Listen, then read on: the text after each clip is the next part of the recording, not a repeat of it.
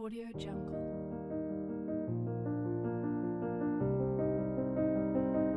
身為義工，其實我哋嘅角色就係 facilitator，係一個協助者嘅角色。點樣能夠幫助學生利用佢哋手上面部電腦去追尋佢哋嘅夢想，先至係最重要嘅事。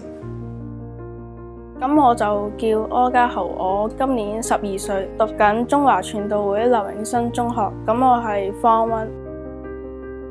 我叫朱可源，我喺聖公會基樂小學讀3年班。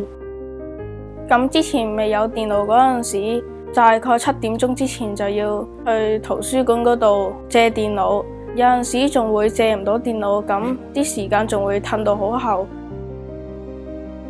嗰陣時未有呢一部 I100嘅電腦嘅時候，你點樣去完成呢啲功課㗎？要喺學校電腦室同埋喺圖書館電腦室排隊。咁你通常用呢一部電腦嚟做啲咩？查字典。查字典，查咩字典啊？查中英文。中英文都有。我嘅興趣係短跑運動員。部電腦可以幫我諗下姿勢同埋點樣起跑先至係最正確嘅。咁我嘅夢想就係成為乒乓球嘅香港代表隊嘅成員啦。咁攞到部新電腦之後，可以上網睇一啲訓練嘅短片，令到我乒乓球進步。咁今次義工哥哥同我一齊家訪入邊，我哋要製作一條2分鐘嘅片，條片係關於我嘅夢想。我覺得難忘嘅原因係因為之前從來都未試過咁認真去拍一條片同埋剪片。咁剪片嗰陣時仲要好仔細咁加埋啲錄音啊同埋字幕落去，所以我覺得非常之難忘。係，我係梁偉豪 Michael，咁我而家係香港教育學院嘅學生，咁就讀英國語文教育學士3年級。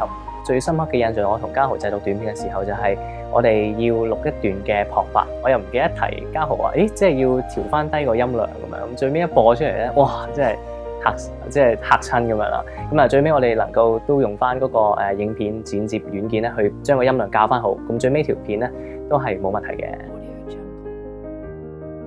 大家好，我叫陳秀儀。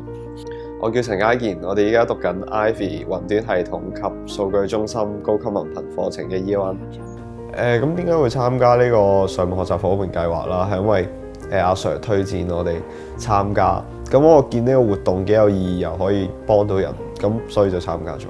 咁最深刻嘅片段一定係帶海源落去運動場度練習跑步啦。上一堂同佢講話會落去練習跑步嗰陣，佢應該好興奮嘅。跟住同佢一齊喺運動場度跑步，咁佢仲教我哋練習接力啊嗰啲技巧咯。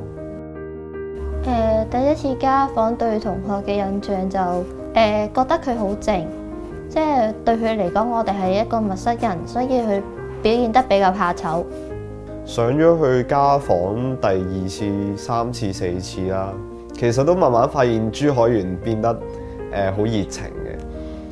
我第一次見家豪嘅時候，可能因為大家都唔熟啦，咁所以可能都比較少溝通。但係如果問佢嘢嘅時候，佢係真係會答你。咁從佢嘅答案亦都能夠睇到咧，佢係一個係即係對佢自己嘅理想係充滿熱誠嘅一個學生。咁係言語之間亦都透露得到佢係真係好想入港隊做一個乒乓球嘅運動員。其實做呢個義工都好需要同家長同埋同同學一齊溝通啦。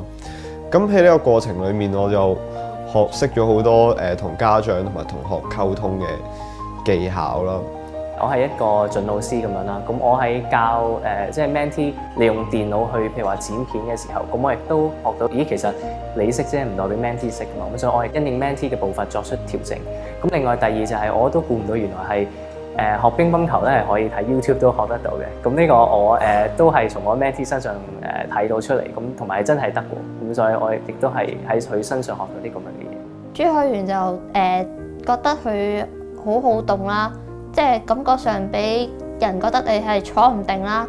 咁我哋就嘗試用唔同嘅方法去引導佢去完成佢嗰份作品啦。例如陪佢一齊去用 YouTube 去睇下咩叫短跑啦，短跑係啲咩啦。